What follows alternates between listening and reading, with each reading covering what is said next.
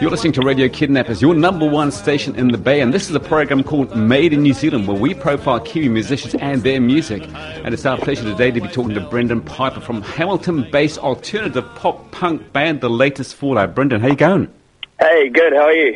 Good, mate. Now, The Latest Fallout, where did that name come from? It was a struggle coming up with, a name that everyone would be happy with and, that fans would be happy with, so it took a little while, but it was just, I'd had a breakup at the time, and we just thought, falling out was, kind of a cool thing, and then I'd always thought of a band name when I was younger, with The Latest Chaos, and it didn't really fit with sort of the maturity of the band, so we thought, how about I mix, The Latest with what we had in mind, which is the Fallout thing, and, it's kind of like a positive and a negative, so we thought that was kind of cool. So it's like The Latest Fallout.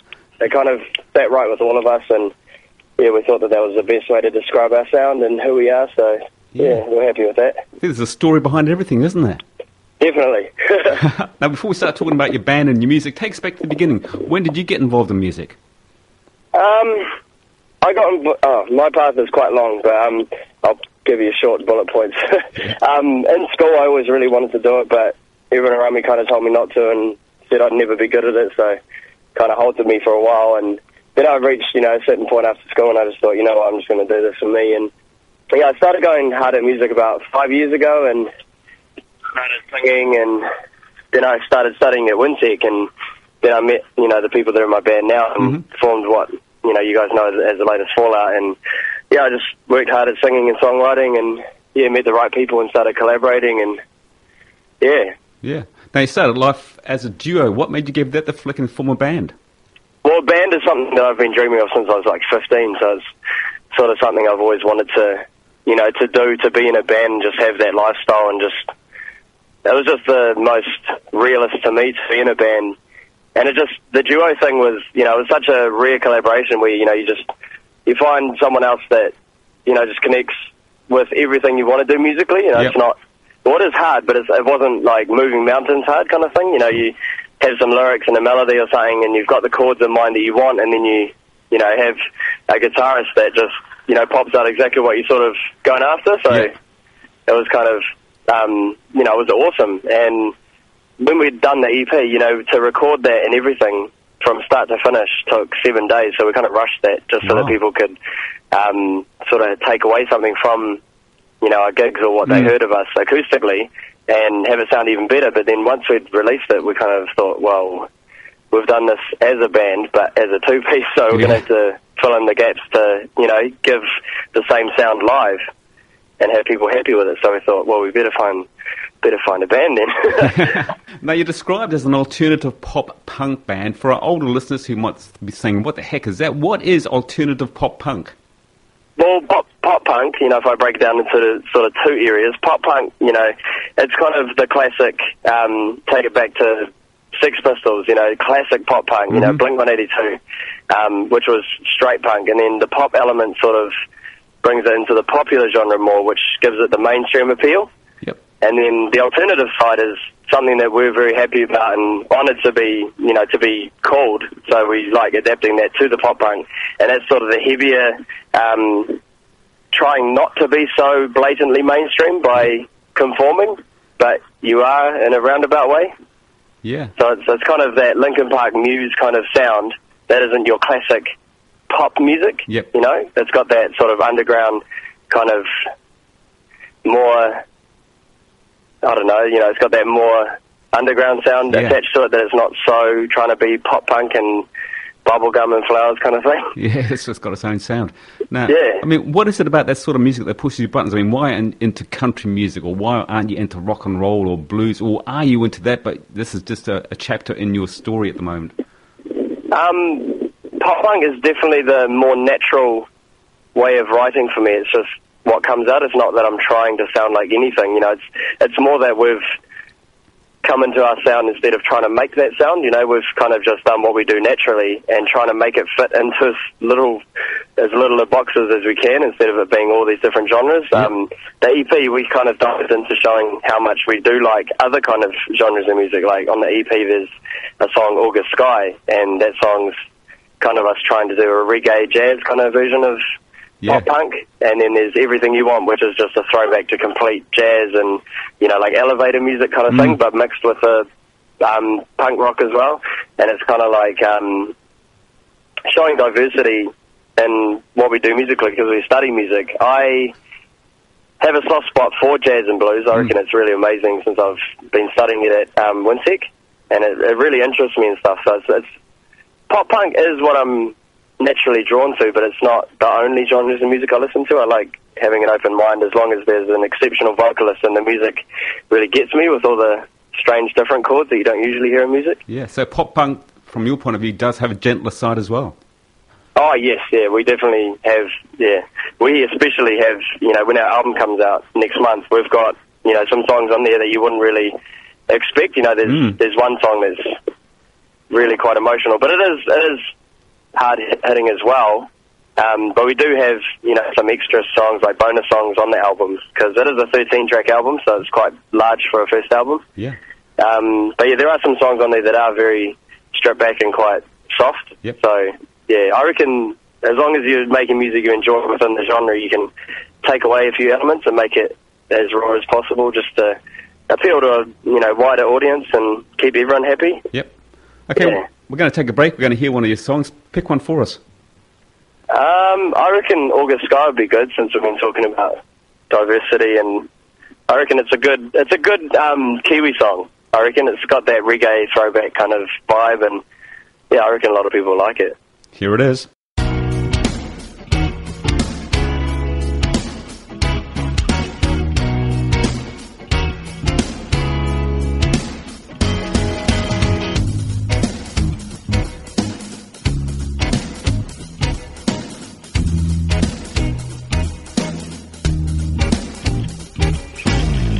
When we were young, yeah, we were to know how we grow up, the direction we go. Now here we are, miles apart.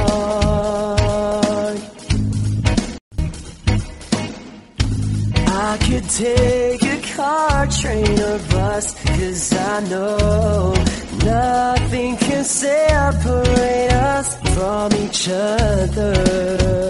So I'm leaving, and this much I know. Baby, I'm on my way. Baby, I know you wanna stay. Baby, I'm on my way. Baby, I know you wanna stay with me in this August sky. In this August sky. August sky. In this August sky.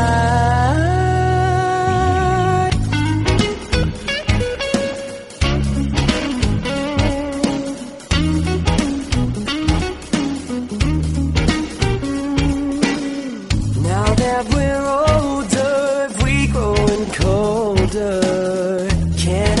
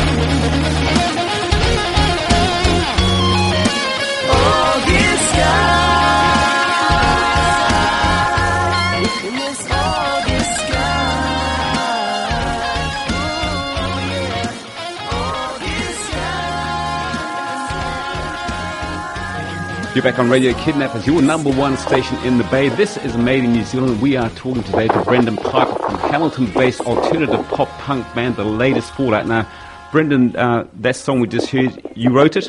Yes. Now, you write all your own music? Yes, me and Jared wrote all the songs on the EP, but with the album, a lot more of them are all four of us, me, Jared, Jeremy, and Matt. Now, writing your own music, does it come easy to you? Is it the sort of thing you get out of bed in the morning and think, oh, yeah, I'm going to write this song today and it's done? Or is it not quite as simple as that? With me, I've worked on my craft for, years. I've been probably songwriting for at least 10 years on and off. I take it really seriously and just try and... Well, I take it seriously and not so seriously sometimes. Mm-hmm. There's times where I'll get up and I'll be like, yeah, I'll write a song. That song will probably have, I don't know, a verse and a chorus, or just a verse or just a chorus, and it'll probably take 2 or 3 months to actually get that song finished by the time I've taken it to the band and gotten everything, the way you want it, just as a draft, so that it's got the basic structure. But yeah, I'm a bit of a perfectionist to my own level of perfection and how I want things, and I can't just write a song, say get up and write a song and then just leave it like that and just go, oh, that'll do.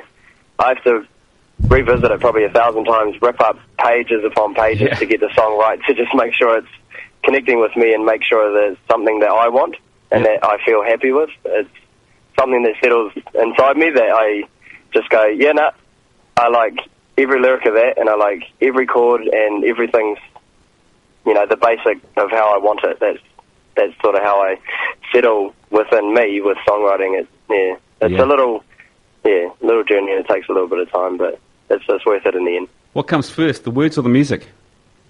Definitely the words for me. I'm definitely a words person in general, and then with songwriting as well. I'll definitely hear lyrics, but sometimes I will get a melody, and I won't hear any music around it. I'll just hear a melody, and I'll just think, oh yeah, and then I'll have to figure out what the theme of the song is that I'm going for, and find out what I want to cover in that song. And then sometimes, because for me, I hear music very distantly, so I won't get everything that I want, and that's where Jared comes in and the rest of the band. It's that great collaboration between all of us that seems to work so organically, and it's really original. Yeah. And it's coming together with everyone and just hearing everything. But yeah, a lot of the time I'll hear either just lyrics or just melody. But sometimes I get them both. While I'm working, I'll just be on the farm and I'll just be doing whatever I'm doing, and then I'll hear something and I'll just go, oh yeah. Yeah. Now, the name of your band came from one of your life experiences. Do the songs come from experiences you've had in your life, or are they just made up? Oh, no, definitely. I put a lot of reason and meaning behind pretty much every lyric that I write. All my songs come from a songwriting point of view. They all come from, past experiences, what I've been through with friends, what I've learned in life, and what I'm trying to teach other people. I don't want to, be a philosophical band or songwriter and, have me being like, just don't grow up and be like this, but it's kind of just trying to teach other people from my mistakes, and or even giving them sort of advice in a roundabout way hidden within the lyrics, our song Never Be the Same, it's got lyrics of like, if we could find what we're trying to find, if we could open up our eyes, wouldn't be wandering blind, it's like, once you find your passion, go for it, and sort of don't waste your life, make something of your life, you're only given one, don't waste it, if you want to be happy and do music or do whatever you want in life, don't let other people hold you back, kind of thing. Yeah, prophetic words indeed. Okay, let's hear another song. Pick us another song. Never Be the Same, the other one. Here it is.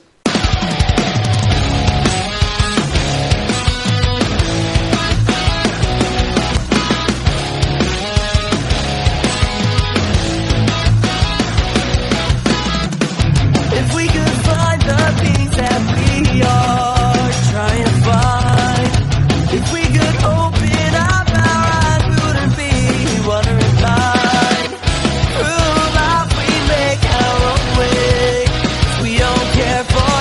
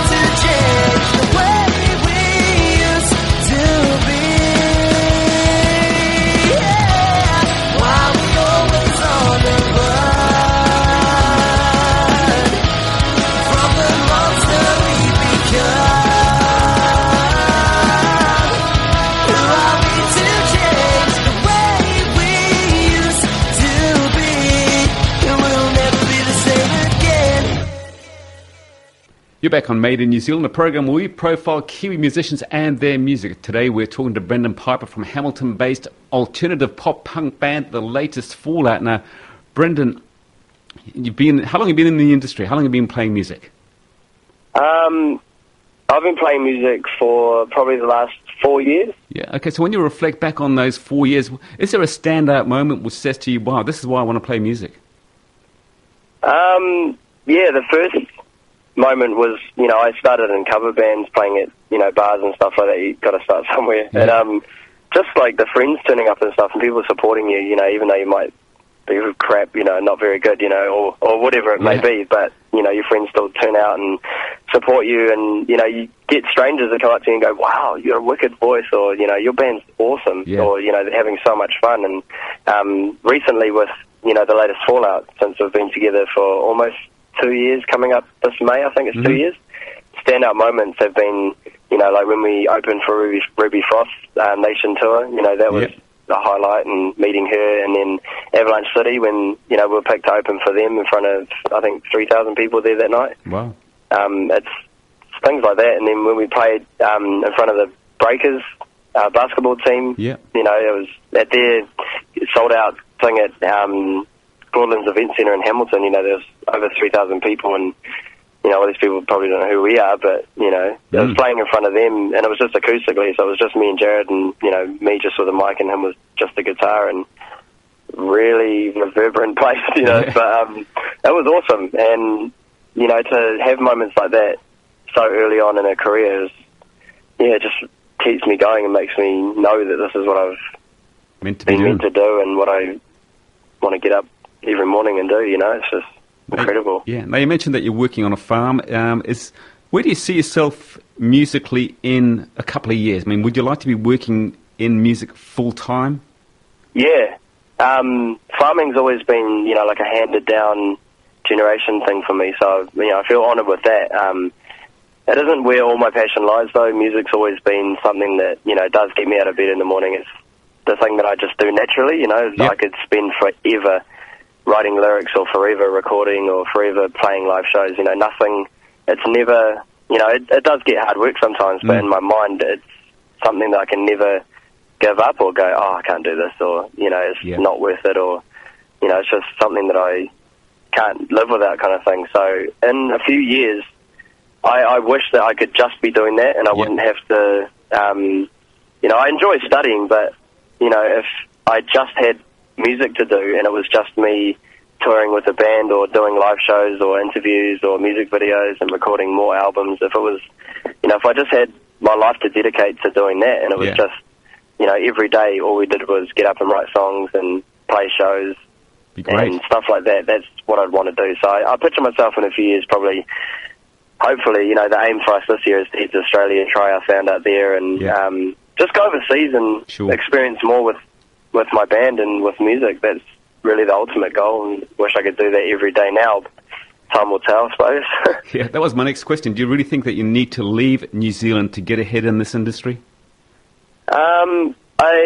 I love this country. I've been around the world. I haven't been to every place, but I've gone once around the world when Dad took me 5 years ago to where we came from, Ireland. That's where our family is, and then we went to America and stuff like that, and it was seeing the music scenes over there, and it's just so different, like, there might be someone playing guitar and singing outside a shop or something, and here there's, say, 3 people standing there watching, and the people might not be very good at all, but over there, the ratio is just so much different. There'd be 30 people standing in front of this person that's not very good, but they just appreciate it, and, there's a lot more eagerness to get behind people than there is here. Like here, they just, it's no offense to this country, because, there's no place like home, and this will always be the best country in the world, but for music, it's just a bit too small, the population, and unless you're Slick 60 or Jamie McDowell, and a lot of older generations will say, who's that? And they're the biggest, musical acts we've seen lately that have stood out, and, unless you're doing that kind of genre, I don't know, people in New Zealand don't really want to hear that sort of stuff. It's more picked for overseas, like Australia and America. That's sort of our market for our sound and our genre. Exactly. You know, people here, they just want to hear, you know, like laid-back reggae or... Bit of country. You know, yeah, country or like simple, you know, small-town music. They don't want to hear energetic sort of pop punk and positive sort of stuff. They just, I don't know. After listening to this, Brendan, they'll be queuing up for you. And just on that note, I mean, if we want to buy your music, can we go to the warehouse and buy your music, or how do we get hold of your music? How to get hold of our music? The best way to get it, you know, the drop of a hat would be iTunes. Yep. We have 2 of our singles on there, and then soon to be our album. On our Facebook page, after we sold all of our EPs that we had, which we're happy about, you can download all the EP songs for free on our Facebook page. You just click on facebook.com/The Latest Fallout, and then head to the music tab at the top. Yep. And then there'll be our Facebook player, and then there's all our songs there, and you can download all of them, and even some covers that we've done completely for free. And when do you guys hope to get to the Bay? Very soon. We are planning on trying to head there before we do our album tour, so that people sort of get a heads up of who we are before we get there, so it's generating some of a fan base, because I don't think we have many there at all at this moment, so it's getting our sound there. So I really hope that we'll get there February or March, actually, because we need to get there, even if it's just for a weekend, just to do 2 shows. You know, if anyone listening wants to help us out to get any gigs, please help us out. We need the help.